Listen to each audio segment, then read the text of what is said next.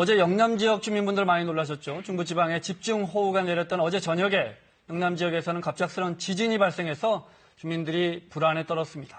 이번 지진은 지난 1978년 지진 계기 관측 이후 규모가 5번째로 컸다고 하는데요. 자세한 소식을 박현진 기자와 알아보겠습니다. 어서 오세요. 네. 어서 오세요. 우리나라에서 발생한 지진치고는 굉장히 규모가 컸던 거죠? 네, 그렇습니다. 지진 발생 진앙지와 가장 가까운 울산과 부산 지역에서는 건물이 막 흔들리기도 했고요. 땅이 일부 갈라지기도 했습니다. 먼저 그 지진 발생 당시 생생한 화면부터 함께 보시겠습니다. 네, 이건 울산대교를 비추는 CCTV 화면인데요. 아래 위로 심하게 흔들리죠. 네, 다른 방향에서 잡은 화면도 비슷합니다. 네, 이건 그 울산 해안가 인근 지역 CCTV인데요. 역시 강하게 요동치는 모습입니다. 네. 이번엔 부산의 한 건물 앞인데요. 저기 철제 난간 흔들리는 거 보이시죠? 난간이 저렇게 흔들리는군요. 네. 집 안에서도 진동은 확실히 감지가 됐는데요. 천정에 붙은 전등과 블라인드 줄이 좌우로 흔들리기도 하고요. 네, 도자기 병이 바닥으로 떨어져서 산산조각이 난 경우도 있었습니다. 네, 여기는 그 부산의 한 주택 마당인데요. 원래는 그 작은 틈만 있었는데 이렇게 손가락이 들어갈 정도로 길게 벌어졌습니다. 네, 이 정도 크기의 규모의 지진은 우리나라에서 흔치 않은 일이어서 보신 것처럼 많은 주민들이 놀랐겠어요. 네, 실제로 119에는 신고 전화가 폭주를 했고요. 놀란 시민들이 건물 밖으로 뛰쳐나오는 소동도 있었습니다. 시민들의 얘기 들어보시겠습니다. 물을 다 닫아놓으면 건물이 찌그러지면 대표가 안 됩니다. 가스밸브 같은 거 다 잠그시고요. 식당에 탁 하십시오.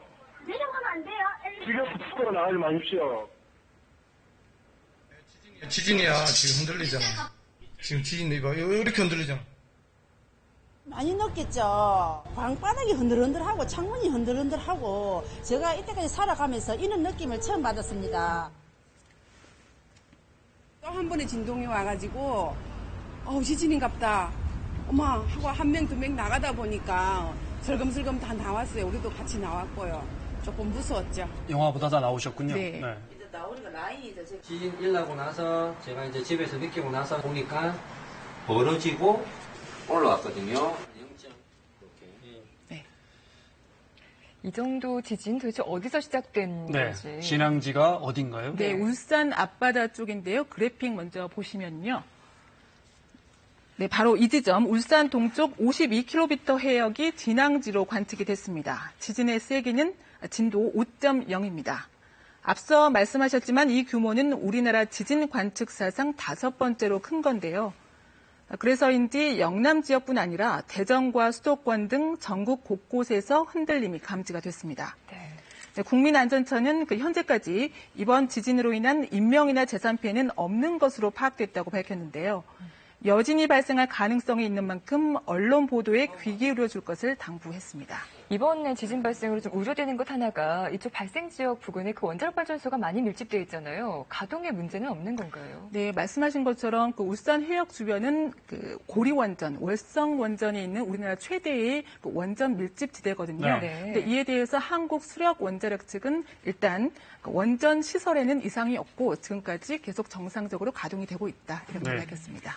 지진 문제는 잠시 후에 전문가와 더 자세히 알아보고요. 자, 다음 소식 이어가겠습니다. 검찰 수사 중인 롯데그룹 관련돼서요. 롯데홈쇼핑이 지난 2년 동안 접대비 지출을 크게 늘렸다고요? 네, 그렇습니다. 지난해와 지지난해에 그 한 해당 20억에서 30억 원이 넘는 그런 접대비를 지출한 것으로 나타났습니다. 과거와 비교했을 때 크게 늘어난 건데요. 재벌닷컴이 그 금융감독원 전자공시 시스템에 올라온 롯데그룹 계열사의 연결 감사 보고서를 토대로 분석한 결과를 보면요. 롯데홈쇼핑은 지난해 접대비 명목으로 33억 원을 지출했습니다. 또 지지난해에는 29억 원을 접대비로 썼는데요. 이렇게 해서 지난 2년간 쓴 접대비 총액이 62억 원에 달합니다.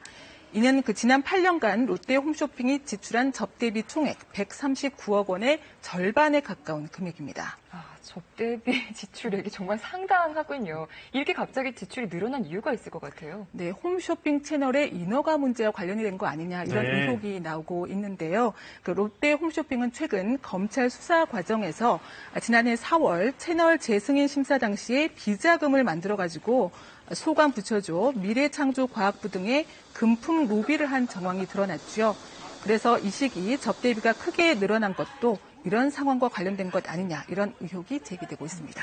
소식 하나만 더요. 정부가 오늘부터 대대적인 고등어 소비 촉진 운동에 나섰다고요? 네, 지난 5월에 환경부가 고등어 구이가 미세먼지 발생의 주범이다 이런 식으로 발표를 해서 소동이 한바탕 일어났었죠. 고등어 값이 많이 떨어지기도 했는데요. 네. 이걸 좀 만회해보자 이런 행사입니다.